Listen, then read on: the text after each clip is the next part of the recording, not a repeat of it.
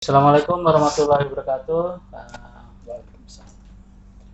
Apa kabar teman-teman viewer sahabat dan channel? Video kali ini saya akan ngobrol dengan sahabat Irwan. Sahabat Irwan saya ini mungkin banyak yang sudah tahu, beliau ini Ketua PMI Kabupaten Kutai Timur, Pergerakan Mahasiswa Islam Indonesia.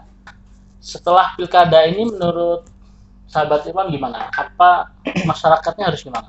Memang kalau masyarakat yang di bawah ini, apalagi yang masih yang masih fanatik dengan masing-masing paslonnya, itu mungkin belum belum bisa menerima itu, apalagi setelah 03 kemarin menang. Nah tentu masing-masing pendukung dari 01 baik itu 02 mungkin itu juga masih belum bisa menerima secara hati nurani itu, walaupun mungkin juga sebagian sudah ada yang bisa menerimanya. Perlu waktu lah itu untuk masyarakat untuk masyarakat itu, sambil juga mungkin dari paslon yang kemarin bertarung itu sambil memberikan semacam teladan gitu. Itu kepada masing-masing pendukungnya gitu, supaya bisa lebih ikhlas untuk menerima hasil pemilu kita ini. Ya, itu penting juga sih, karena masyarakat ini kan tadinya sudah terkotak-kotak gitu ya. Dan butuh setelah kita anggap perang gitu ya, perang di pemilu gitu kan perlu rekonsiliasi lah ya, agar tidak ada lagi sekat-sekat. Dan betul kata sahabat Irwan tadi, butuh pemimpin dalam hal ini ya paslon dari masing-masing pasangan itu untuk memberi contoh kepada masyarakat bahwa kita harus, artinya ini jangan dibawa ke arah yang negatif gitu. Andai pun ada perselisihan kan sudah ada jalur hukum ya kan, semua sudah difasilitasi negara, maka ya itu harus digunakan agar tidak chaos di masyarakat gitu kan. Nah, tapi sebelum masuk ke situ, coba saya ingin pendapat sahabat Irwan. Kira-kira pandangan sahabat secara kualitas, bagaimana sih kualitas pilkada kita kemarin itu? Memang kalau mengukur kualitas ini kan banyak ukurannya dan banyak juga indikatornya. Kalau bicara misalkan tentang partisipasi publik di pilkada tahun ini cukup signifikan peningkatannya daripada yang sebelumnya. Misalkan yang sebelumnya itu kan 50% ke bawah. Nah sekarang ini sudah 50% ke atas, di angka 65%-an mungkin. Yang lain ya memang di pilkada tahun ini ya ini ada menariknya, ada kurang menariknya juga. Oke, menariknya gimana nih? Di perang wacananya itu. Perang wacana itu kan menghidupkan menghidupkan ini pemikiran masyarakat gitu, ya, supaya masyarakat itu bisa menilai. Nah dalam konteks ini tentunya di media sosial. Karena memang kalau secara offline kan terbatas. Iya, apalagi ada pandemi ya. Apalagi ada pandemi seperti ini, walaupun juga tidak sedikit kemarin itu masing-masing paslon itu juga yang terindikasi melanggar protokol kesehatan itu. Nah di situ mungkin menariknya. Nah kurang menariknya itu mungkin satu mungkin karena pandemi ini ya, jadi banyak keterbatasannya, jadi kurang meriah gitu ya kurang meriah, jadi rasanya tuh gimana ya, jadi sepi-sepi aja, nggak ada dangdutannya. Biasanya kalau ada dangdutan gitu. Lumayan tuh kalau 3 pasangan kan tiga kali dangdutan artis ibu kota kan ya lumayan ya. Hiburan di kampanye yang satu hadir, yang satu hadir, yang lain juga hadir gitu kan. Iya, kalau ini agak-agak sepi kan, biasanya meriah tuh. Iya. Karena pandemi ya mau tidak mau itu agak down sedikit. ramenya malah di sosial media. Ramenya malah di sosial media. Tapi sayangnya sih kalau menurut saya yang rame di sosial media itu juga diramaikan oleh akun-akun yang nggak jelas sebenarnya. Ya. Jadi akun pendukung ini yang akun bodong lah ya, nggak jelas siapa, mendukung bertengkar dengan akun yang lain yang isinya manas-manasi gitu. Nah sayangnya masih didominasi oleh itu. Artinya masyarakat belum bisa terbuka gitu kan. Ya, belum bisa terbuka. Dan ya itu artinya kalau karena pandemi ini kita akhirnya ramenya di dunia maya gitu. Di dunia maya itu mau tidak mau kan di situ dulu. Ya, memeriahkannya ya. Memeriahkannya itu. Lalu kalau di offline-nya sih sendiri seperti yang sahabat Irwan bilang tadi ya memang sebenarnya banyak celah pelanggaran yang tidak ada ujungnya tindakan gitu loh, ya kan? Yeah. Kayak sejak pendaftaran calon saja sudah banyak orang berkerumun gitu kan? Yeah. Semua calon saya rasa gitu. Nah itu juga tidak ada tindakan seperti itu. Lalu beberapa pertemuan gitu saya rasa juga meskipun pertemuannya tidak sebesar kampanye akbar kan, mungkin pertemuan rapat gitu, tetap aja tidak menjaga protokol kesehatan, itu sangat disayangkan juga. Ya sebenarnya memang banyak sekali pelanggaran yang berkaitan dengan protokol kesehatan itu. Nah cuman kan dalam konteks ini mungkin juga dari Bawaslu atau KPU stakeholder lah yang yang mengatasi atau yang bersentuhan langsung dengan aturan-aturan semacam itu kan kita tidak tahu juga tuh. Nah mungkin dari masing-masing instansi itu juga kan punya indikatornya masing-masing gitu. Cuman yang saya tahu memang yang dibatasi itu kan tentang jumlah pertemuan jumlah orang yang ada di dalam, kemudian tetap menggunakan masker, menjaga jarak dan lain sebagainya. Nah kalau sudah di lapangan itu kan kadang-kadang semua itu jadi satu sudah. Apalagi kalau misalkan melebihi kapasitas yang sudah ditentukan yang datang. Ya itu sebenarnya juga saya tahu tidak ada tindakan juga dari penyelenggara ya Bawaslu atau KPU, tapi memang ketika sudah di lapangan itu sangat menjadi suatu kebingungan. Mau dibubarkan malah rame ya kan, dibubarkan nanti malah terjadi hal-hal yang tidak diinginkan. Mau tidak dibubarkan itu sudah melanggar protokol kesehatan namanya. Sebenarnya ini harusnya nggak cuma dari, memang kita sayangkan juga nggak ada ketegasan yang lebih tegas dari yang berhak untuk menindak gitu ya.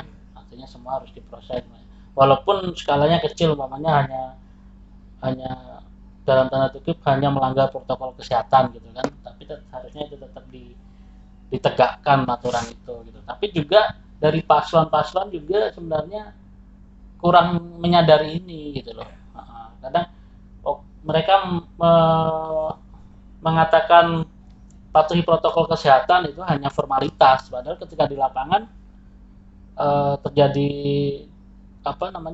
tidak ada jaga jarak juga, paslon yang hadir tidak lalu menghentikan kampanye umpamanya gitu. Ya betul. Ya kan umpamanya saya calon nih, ketika saya hadir saya lihat di depan saya tidak melaksanakan protokol kesehatan, kalau yang baik kan harusnya kita hentikan karena tidak mematuhi protokol kesehatan. Nah, itu justru sebenarnya suatu hal yang bisa dipakai untuk bahan kampanye, ya kan? Bisa di up jadi ini paslon katakanlah 05 gitu ya. 05 menghentikan kampanye karena tidak menjaga jarak. Nah, itu kan justru berita positif buat kami. Nah, sebenarnya itu jadi bukan menjaga protokol kesehatan, bukan hal yang justru menurunkan elektabilitas, malah bisa dipakai bahan kampanye gitu. Untuk meningkatkan citra positif itu tadi gitu. Baik, sekarang kalau nanti sudah dilantik pemenang pemilu pilkada ini ya, kalau tidak salah tahun depan ya. Iya, ini sudah Desember kan, pasti tahun depan. Pasti tahun depan. Saya lupa Januari atau Februari gitu ya. Kemungkinan Februari. Februari ya. Nah, itu sudah dilantik, kita dapat pemimpin baru. Kira-kira bagaimana? Sikap kita terhadap pemimpin baru ini gimana? Karena nggak baru juga sih, karena kalau yang dilantik kemungkinan besar Bapak Kasmidi Bulang, beliau kan kembali incumbent menjadi wakil ya. Jadi wakil. Ya, maksudnya masa jabatan baru ini. Ya, masa jabatan baru. Gimana? Apa yang harus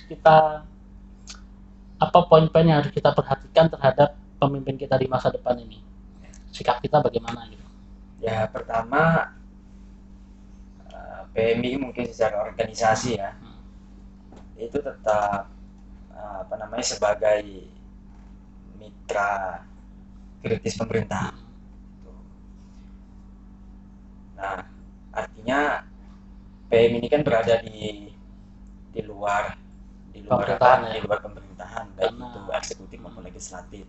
Karena mahasiswa itu menjaga idealismenya. Ya, yang jelas kami tetap konsisten untuk menjadi mitra pemerintah, baik itu yang sifatnya positif pendukung maupun pada saat misalkan kami menemukan hal-hal yang menurut kami kurang baik, perlu dievaluasi, perlu dikritisi, nah maka kami insya Allah akan mengkritisinya. Gitu. Nah, memang untuk menjaga untuk membalancing itu, saya mengawal lah ya, untuk mengawal agar pemerintah ini sesuai track gitu kan. Artinya apa yang dijanjikan kemarin kita tagih ini gitu kan. Karena ketika sudah ada di pelantikan, maka tidak ada lagi kubu-kubuan kan. Nah, karena semua menjadi masyarakatnya berhak untuk menuntut, walaupun nyoblos tidak nyoblos berhak menuntut. Dan ini juga perlu karena selama ini ada anggapan begini gitu kan. Ditandai nih wilayah ini saya tidak menang, ya kan? Lalu di pembangunan di nomor 2-kan, didahulukan pembangunan yang wilayahnya menang, kecamatan mana saya menang, ya kan, desa mana saya menang. Nah, itu kadang ada semacam anggapan seperti itu. Itu gimana? Ya harusnya kalau sudah harusnya bisa tetap sama, tetap memandang sama semuanya. Iya. Karena kalau bagaimanapun kan kita tetap menjadi satu kesatuan. Kutai Timur ya, satu pemimpin, karena pemimpin yang dilantik itu ya memimpin semua, nggak cuma memimpin di wilayah yang menang, ya kan? Iya, betul. Gitu. Dan itu perlu saya rasa ini ya. Jadi pemandangnya lagi tidak lagi memandang dalam pembinaan lokasi wilayah pemenangan yang menang, tapi tetap skala prioritas kan ya. Jadi mana pembangunan yang dipandang prioritas ya harus dibangun, walaupun itu di wilayah yang istilahnya elektabilitasnya rendah lah gitu. Lalu PMI ya dalam hal ini, sahabat Irwan, PMI sendiri tadi bilang siap mengkritisi dan siap untuk mendukung jika itu positif gitu kan.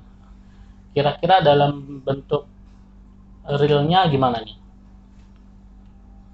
Atau apakah akan ada demo-demo atau ada apa? Ya, jadi sebenarnya memang yang coba kita fokuskan ke depan itu kalau dalam aspek ini ya, dalam aspek hubungan ke pemerintahan, itu memang yang kita dorong itu lebih ke aspek ini anggaran, penggunaan anggarannya ya. Nah, kita awasi gitu ya, diawasi gitu ya. Nah, PMI insya Allah tetap mengawal itu.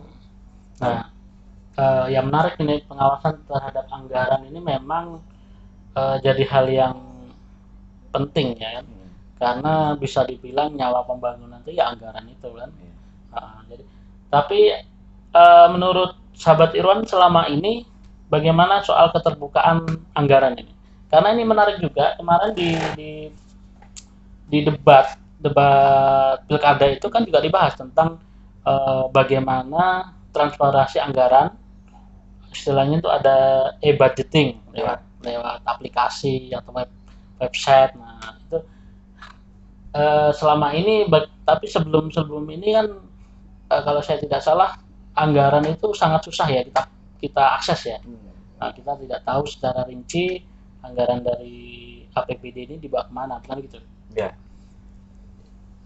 betul itu yang disampaikan Kak Ali ya. Jadi memang dikutip sendiri untuk mengakses informasi tentang transparansi anggaran ke pemerintah itu masih sulit sekali. Itu. Walaupun undang-undangnya kan memperbolehkan. Itu. Contoh misalkan tahun 2019 kemarin kita sudah mencoba untuk meminta itu melalui Dinas Kominfo. Di bagian PPID ada di situ satu ruangan. Nah sampai hari ini misalkan itu kan tidak digubris, tidak ada tindak lanjutnya. Tidak ada tindak lanjutnya. Itu hanya dijadikan sebagai apa? Ini aja iklan aja. Tapi tidak menjadi suatu perhatian yang penting. Itu. Nah makanya ke depan ini kita berusaha untuk mengawal itu lagi. Mengawal itu lagi. Karena memang jujur kalau dikutip ini, kalau memang tidak ada transparansi itu susah kita sebagai masyarakat kan, betul. Untuk melihat sejauh mana pembangunan dan lain-lain sebagainya lah. Karena memang betul yang dibilang Kak Ali itu kan nyawa dari pembangunan itu sendiri. Nah jangan sampai misalkan di periode yang nanti akan datang itu malah mengulangi masalah-masalah baru di periode sebelumnya, atau misalkan malah menambah masalah baru. Oke. Iya, betul. Jadi harus ada lebih baik ya. Seperti itu kata hari esok harus lebih baik daripada hari ini kan. Hari ini harus lebih baik daripada hari kemarin gitu. Betul. Artinya selalu ada peningkatan, termasuk di transparansi anggaran itu termasuk di situ. Karena apa yang mau diawasi kalau yang diawasi nggak terbuka gitu ya, betul. Kita mau ngawasi anggaran nih, ini duitnya mau kemana aja, datanya aja nggak dibuka. Artinya salah. Maka janji dari budgeting kemarin itu harus direalisasikan dan jangan cuma menjadi lip sync pemanis mulut aja. Nanti budgeting ternyata cuma pengumuman gelondongan di website gitu aja. Harus ya budgeting yang bagus, harus terinci ya, kayak di daerah lain yang sudah maju kan seperti itu. Jadi anggaran sampai ke proyeknya, lokasi di mana itu juga harus harus jelas. Apalagi kemarin ada heboh juga di luar Kutim sih, pembangunan WC habis 1M kalau nggak salah, itu hanya 2 WC. Nah seperti itu tuh, kalau tidak diawasi, kalau tidak ada datanya, kita nggak bisa pantau, ya kan? Nah, apakah proyek ini sesuai dengan jumlah anggarannya? Nanti proyek 1M cuma dapat 2 WC seperti itu kan? Nah itu sebenarnya harus terbuka. Saya rasa terbuka itu bukan masalah sih, karena kalau benar dan ada rasionalisasinya, kenapa tidak ya kan? Malah itu suatu hal yang positif. Kita ini kan mau belajar dari masalah-masalah sebelumnya gitu. Setelah kita simpulkan pun memang ujungnya di transparansi anggaran itu. Nah, di saat misalkan pemerintah itu transparansi dengan anggarannya, termasuk manajemen dan lain sebagainya, bagaimana mengelolanya. Nah, masyarakat itu kan bisa menilai dengan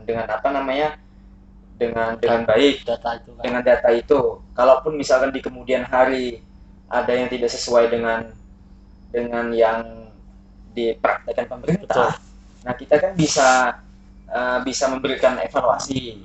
Tuh, kenapa misalkan yang diprioritaskan itu dikesampingkan dulu, malah misalkan yang kurang diprioritaskan itu yang dinomor-satukan. Nah, jadi enggak pembangunan Nikutim itu enggak terlalu jauh dari satu visi misi misalkan. Yang kedua enggak terlalu jauh dari infrastruktur yang ada di dalam RAB itu tadi misalkan. Jadi sesuai jalur lah itu. Sesuai jalur. Nah, itu juga saya rasa gini, transparansi anggaran itu juga kalau dilakukan dengan baik itu juga menurut saya justru membantu pemerintahan menjelaskan pembangunan kepada masyarakat. Jadi gini, semua kita di Sangatta Utara ini kan otomatis jalan-jalan sudah relatif bagus lah daripada kecamatan yang jauh-jauh ya kan. Pasti anggaran itu diprioritaskan dulu ke sana gitu kan. Nah, ketika itu tidak transparan, masyarakat Sangatta Utara misalnya di kota ini, kenapa kok di periode ini kok Sangatta Utara kurang pembangunan ya gitu kan. Nah, dia nggak tahu padahal masih diprioritaskan di kecamatan lain yang sangat membutuhkan. Nah, ketika itu terbuka, maka masyarakat Sangatta Utara umpamanya, oh ternyata saudara-saudara kita di sana sedang dibangunkan jalan akses kecamatan umpamanya. Maka nggak apa-apa kita tidak membangun gang dulu gitu kan, tidak membangun gapura dulu. Iya kan? Karena nanti Sangatta Utara dibangunkan 1000 gapura tapi di gapura gang itu kan marah itu. Saya heran juga kenapa orang hobi bangun gapura gitu. Padahal kalau 10 gapura itu bisa dipakai dialihkan ke jalanan kecamatan itu lebih bermanfaat saya rasa. Nah, itu keterbukaan semacam itu kan menjadi suatu masyarakat bisa memandang lebih holistik atau lebih baik terhadap struktur APBD kita kan. Ya, apalagi nanti ada teman-teman PMI atau teman-teman Ansor atau teman-teman Ormas atau LSM semuanya akan membantu masyarakat untuk mengawasi ini gitu kan. Jadi akhirnya pemerintah juga on the track, jadi tidak ada masalah. Jangan takut lah. Ya kan, gitu kan. Kalau nggak ada salah kenapa takut? Ya, kan? Kalau nggak ada salah jangan takut. Kecuali ada salah. Kayaknya kita sudah berapa menit ini? Sudah 10 menit. Ya. Nanti mungkin begitu dulu kita hari ini. Kita inginnya sih nanti ada part 2-nya, tapi kita nggak janji karena takutnya kalau janji ditagih. Ya, walaupun kita nggak terpilih kan. Kecuali kita berdua ini jadi paslan, bisa lah ditagih gitu. Oke, terima kasih buat yang nonton. Jangan lupa untuk subscribe yang belum subscribe, lalu like dan silakan komen bila ada kita salah kata, bisa dibenarkan di komentar atau masukan atau apapun silakan ditulis di komentar dan tolong di share ya kalau ini berguna. Terima kasih. Assalamualaikum warahmatullahi wabarakatuh.